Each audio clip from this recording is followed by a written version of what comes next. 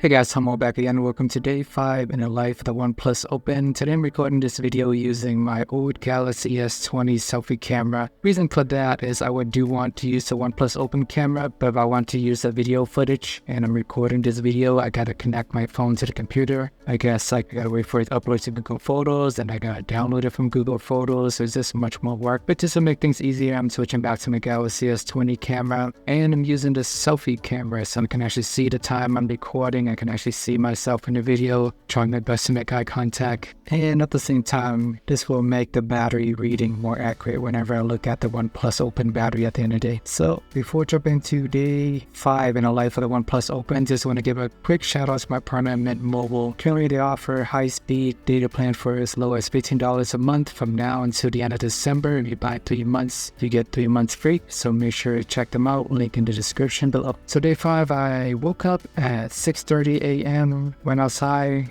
worked up the leaves, recorded a short video using the OnePlus Open. Overall, still does the job, doesn't really wow me or anything like that. Then I went to grab some food, and I used the dual camera feature on the OnePlus Open.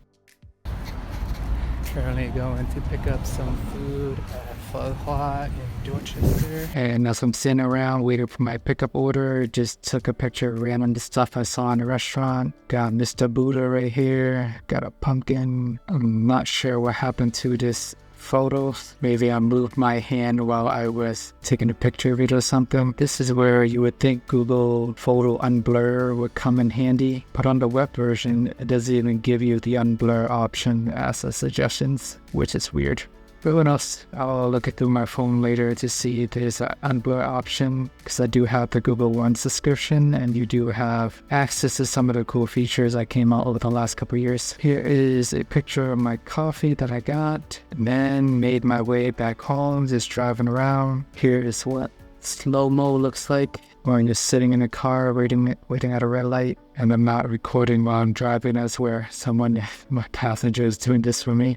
And I really do enjoy watching videos on this phone. It's a nice tablet experience. I don't really notice the crease. I do wish the screen is an actual full screen, but it is close enough. And today I had someone over to fix my electricity, so replacing the whole box, all the electricity was out for the whole day. So I really had to depend on the OnePlus in order to get me through the day while I'm at home. And while I'm using my OnePlus phone, I actually do have hotspot on, powering 3 other devices, 2 other phones, and my laptop. So really pushing the battery to the limit today. I know most people is not going to be hotspotting up 3 devices in a single day, but just in case there's a weird situation where you do need to do it, just like this, at least you know what to expect. And I bought a random smartwatch from Amazon just to kind of test it out. This one's about $50, and I've actually been using this other one from Amazon as well for the last few weeks. I started it on Halloween, October 31st.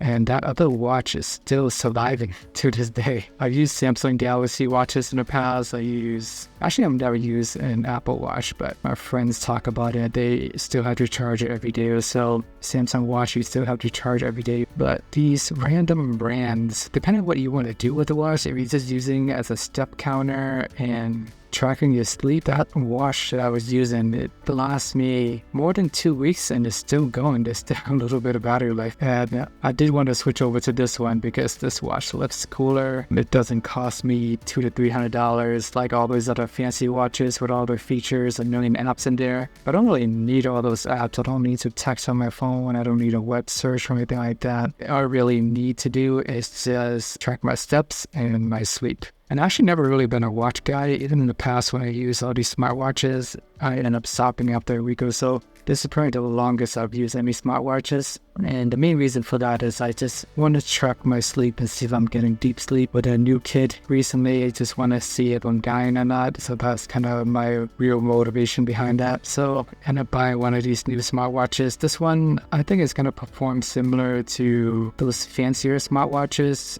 but it doesn't cost $200 to $400. It can perform all the basic tasks just fine. I don't expect the battery to be as good as my previous one that I was using, but that previous one is really bare bone, but this one actually do have some apps and things like that you can use. So in the afternoon, I went for a walk. Here's a couple clips from that walk as I'm using the OnePlus Open camera. Alrighty, currently going for a walk using the dual camera mode.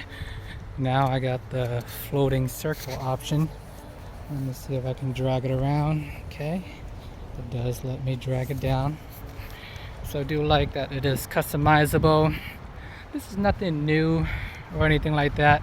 Samsung has it as well. It's always something that's fun to play with if you're into vlogging, doing videos like these. You can rock around, turn it on, and there you have it. Dual camera. Get to record the scenery and the narration along with it. And Pixel phones do not have this feature. Maybe there's some third party out there that may support it. Apple doesn't have it either.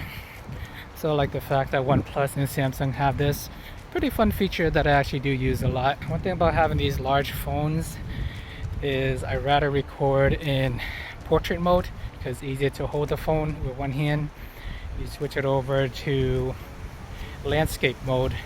It's definitely more challenging and you risk dropping the phone. Hence why I'm recording it in portrait mode. And I can zoom in as I'm recording. I can zoom out. I can zoom in again. This is 6x. This is 3x.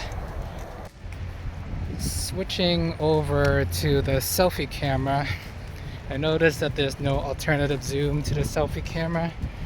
So what you have is what you get. You want to zoom, pull your phone further away, move it closer. Here's what it looks like.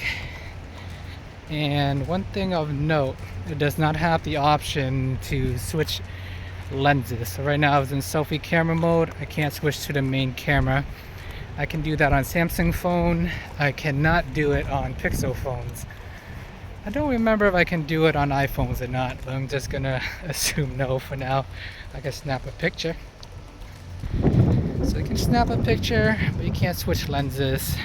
You can pause, you can stop, and cut. And here is my old smartwatch that I was using just to track my sleep overall. It's pretty accurate, I guess, so yeah.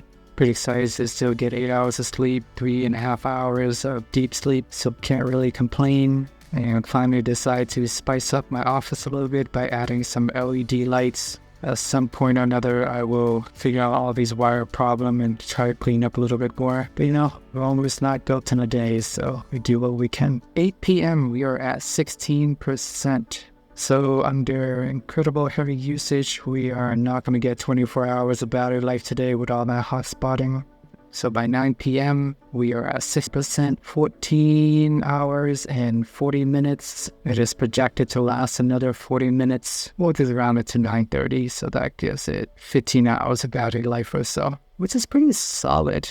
It's enough for me still make it through the day. I began at 6:30, now I'm going to bed, so I don't mind charging it up before bed. And despite driving around using GPS for an hour, using hotspot for a couple hours with 3 devices connect to it, including my computer, 5 hours of screen on time. I even use my devices that I hotspot with to set up my security camera for my baby, just plugging random cell phones around the house just so I can watch him while I'm busy doing work like these and watching YouTube here and there as well. So pretty impressed with the battery life nonetheless. And I decided to charge the phone back up to 100%. At 9:10 p.m. I plugged it in at 8% and I have my Google Pixel phone using a time lapse. So I'm sitting here just letting it charge and recording it at the same time just so I can get a sense of how long it actually takes. I know in my prior video I mentioned it takes a full hour to charge it from 1% to 100%, maybe a little bit more, maybe a little bit less, but today we're gonna solve that mystery. So as you can see, as it's charging, the always on display actually bounces around. This does help with the burn-in issue down the line. If it just stays in one place, it will cause that, but since it moves around, you don't need to worry about it. And by 9:48 p.m. we are at